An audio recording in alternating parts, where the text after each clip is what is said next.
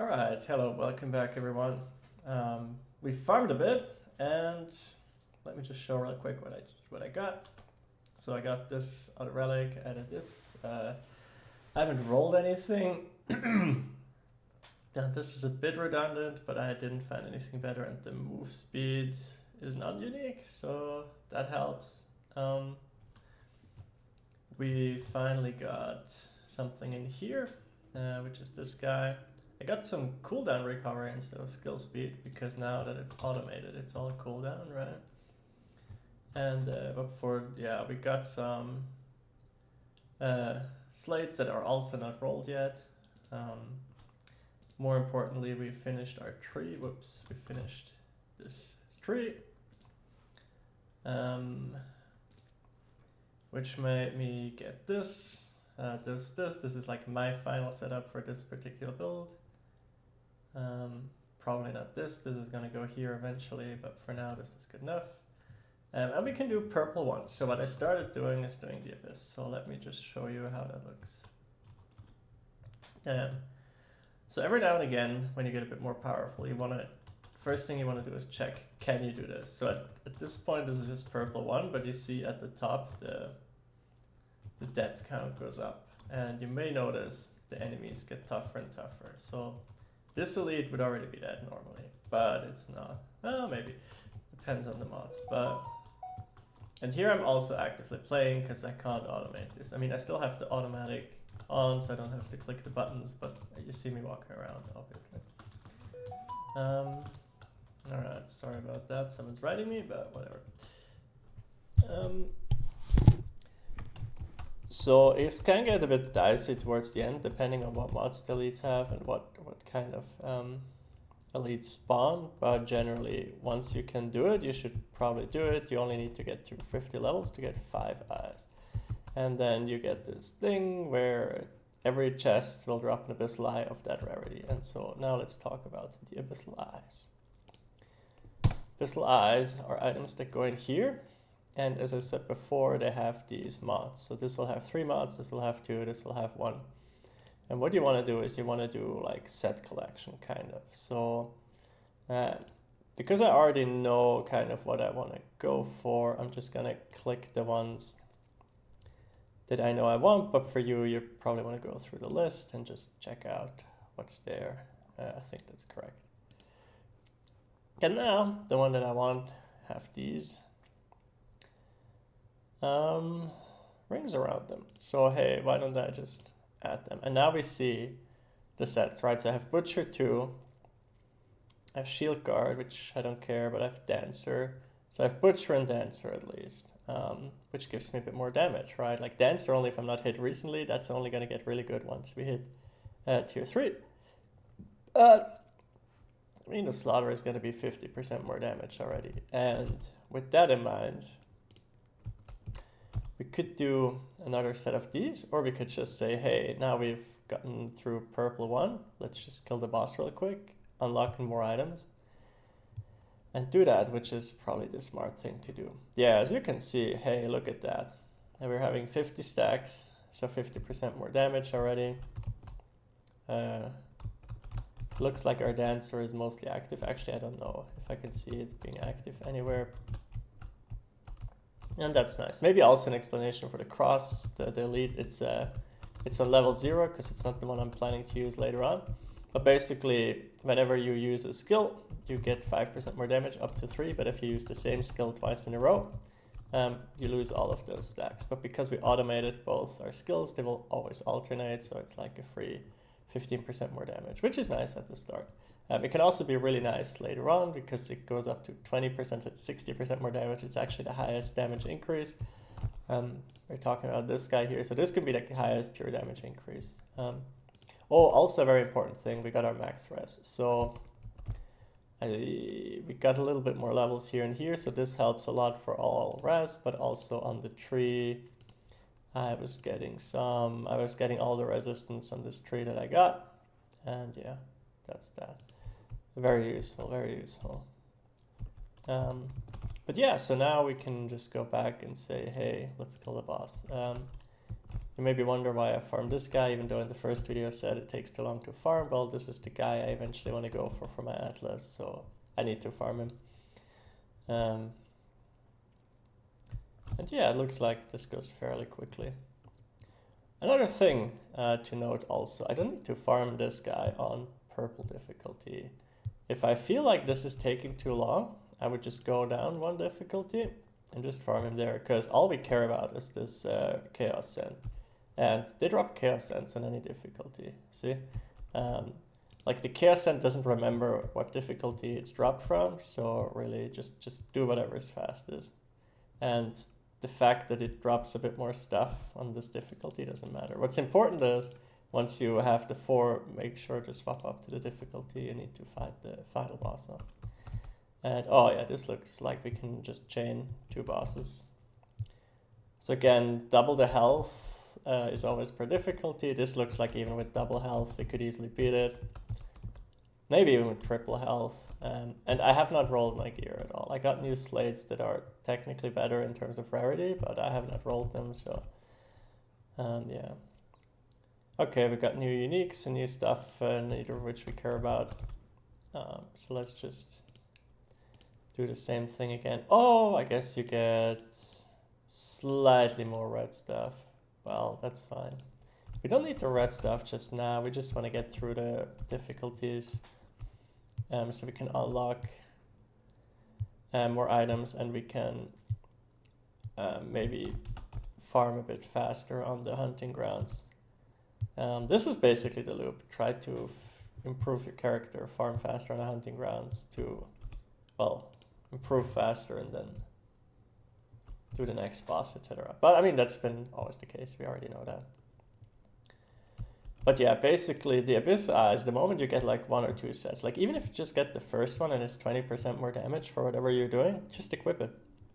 It's going to be so much more damage, like for very little effort, and it's just extra stuff, right? So even if you have like a set of things that you know you want to go for in the end game, like if you get an eye that just does something now on level 1, just equip it. Better than having nothing. So that's why you want to farm the eyes as soon as possible, because getting all those sets to 3 that you want is like really good. And you need a lot of eyes to be able to craft them, which I'll actually gonna explain just in a bit. The problem is you don't want to craft them early on. The earliest I personally start crafting on eyes is when I have orange eyes.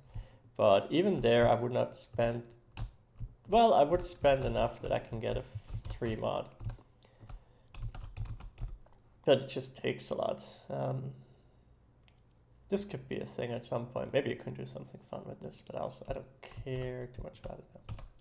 So for eye crafting, you have fuse eyes. So what you can do is you can say, okay, all right, let's do this. I have this eye. I really like the butcher thing. Shield guard maybe, but not that much. But I want a dancer, I want a second dancer. So now, at the moment, right, if we fuse this, what happens is it's going to always be the highest rarity. So you get an eye with 3 mods.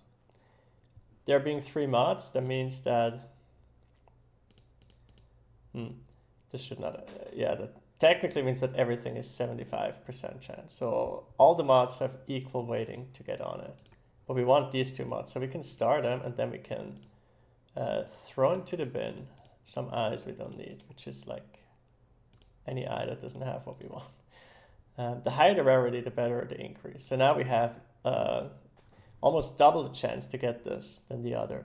And yeah, I said double, right? And it looks like, oh, but it's only 85 from 75. That's not double, but the way the probability works, it is double effectively.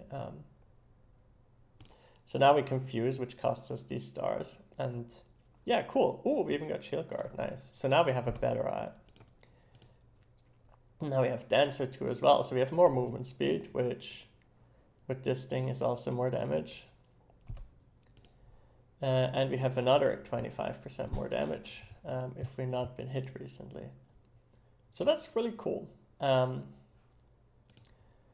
so now with that in mind, let's see, because we want to farm eyes better. So the thing is, the higher rarity eyes show up, the deeper you go. and the harder the difficulty is. So you want to be able to go as deep as you can. And this also costs more. So at the start, I was like, why would I pay more just to get like one more eye? But the thing is, you get an eye that's potentially more rare. But the problem is also because depth is an extra difficulty scaler on top of just being more difficult.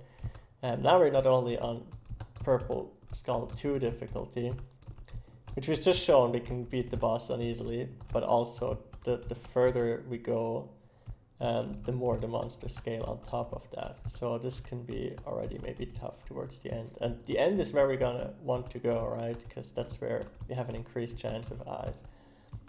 We already see our treasure, right? Like it always starts like white, green, then it goes like purple, orange maybe. Of course it can be that you can get an orange earlier or a purple earlier. It's still probability, but basically you really, to get the higher rarity eyes, you just want to go as deep as you can. So and there might be mobs that you just die to and when they spawn, and that's kind of unfortunate because maybe the way your character's build just doesn't work against that one defense type at this point in the game, and you don't have the resources to shore that up. That's fine. That can happen. Right, so we got all purple towards the end, all non-purple at the start. And that's what I mean. That's why you want to push this as hard as you can. Let's see, do we get something we want? Another dancer. Okay, so I want to go dancer 3 here. So here I'm going to get rid of 1 butcher to get the final dancer. Whoops. Now I have dancer 3, so now we're always treated as not being hit recently. So these are always active and not conditionally more. And we get 5% damage per 1 movement speed. So that means we get 50% more damage from this value. You have 5 base movement speed, so yeah, just scaling movement speed, I guess, is more damage. And as a result of that, I'm just going to add movement speed here, 45% movement speed. Ooh, that's not as much as I hope.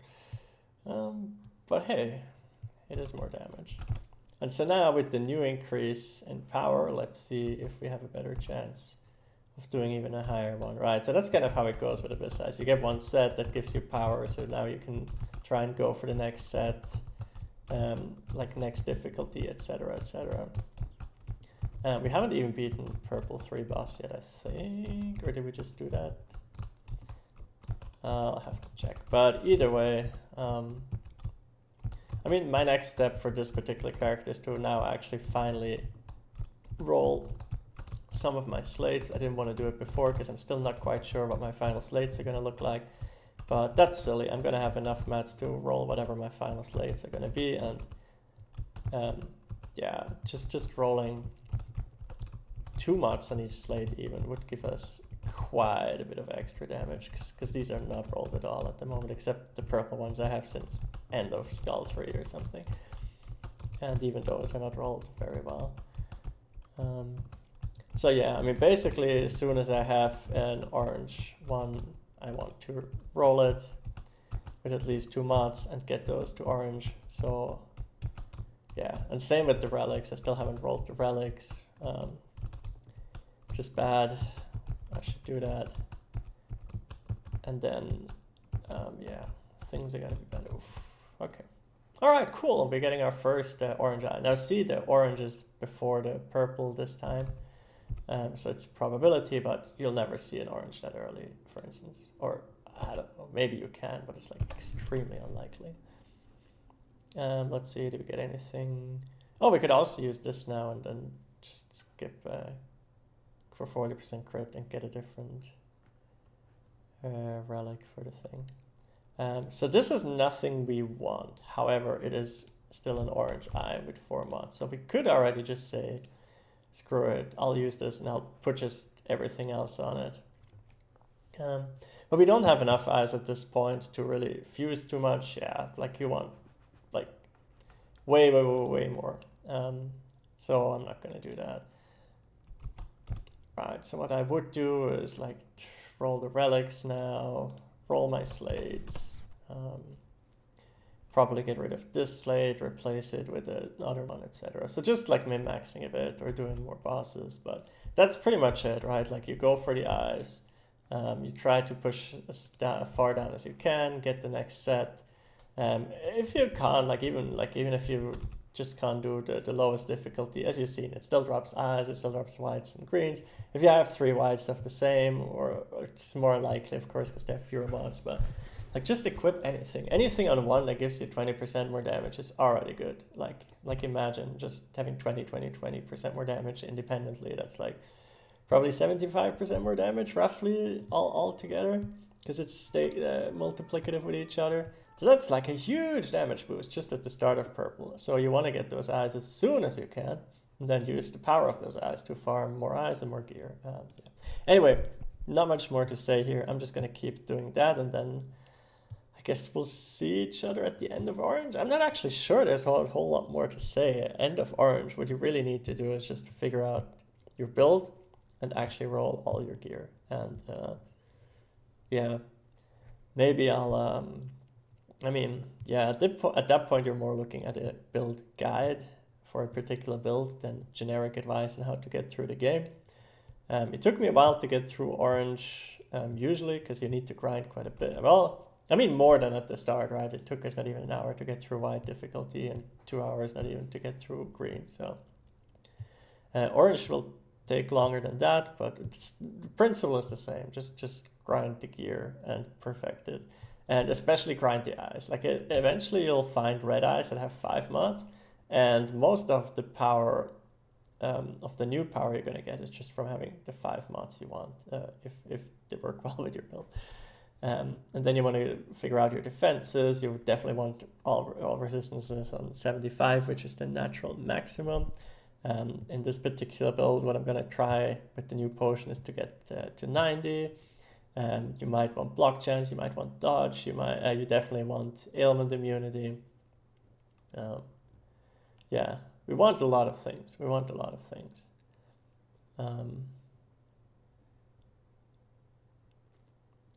But basically, yeah, that's it. I hope the guide helped. I tried to keep this one a bit shorter than usual, and yeah. Thanks for watching. Leave a comment if you have questions. Happy to help. Or go to the Discord. A lot of people are happy to help there too. It's a great game, fun community. Yeah. Take care. Bye-bye.